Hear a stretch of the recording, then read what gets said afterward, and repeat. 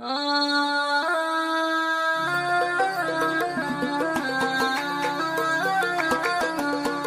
الهبوب اللي تنسنس دعدعها الهوى لا مر من يمي كنا، لا بدت شمس الضحى من مطالعها استلذه والضماير يحبنا، والطيور الطايره كل مسمعها اتذكر لذة الحور والجنه، اتقي بيديه يقطف مزارعها باذن ربي والله اللي له المنه، فرج الضيقه يا ربي ويوسعها من تعوذ بك وسما خنس جنه، كل حاجه داخل الفكر سنعها يرتجيك العبد بك ما اختلف ظنه،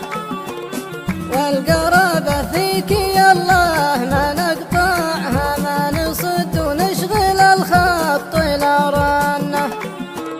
والمروة طبعا ما نضيعها فالنبوية بالوفا وافتخر فنه،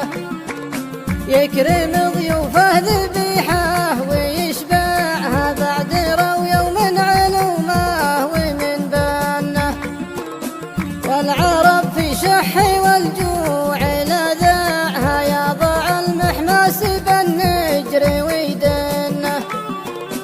يذن الحلا والاصوات يرفعها والجبال الصوت عاده يردنه،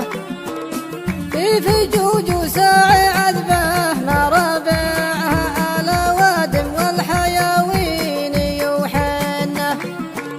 ارحمه يا ربي وابناه متعها بالمتاع اللي غديره من السنه، يا خفوقي واجب النفس تردعها شدي واقصر قيدها كان مستنه، انتبه يا قلبي وارفض لوازعها البنادم عدة اشياء يضدنه، واجبنا بالعزيمة نصارعها اللي بالمنتبه ما يهمنا، والمرارة في زماننا نتجرعها بين لفح البرد وحرورة الكنة،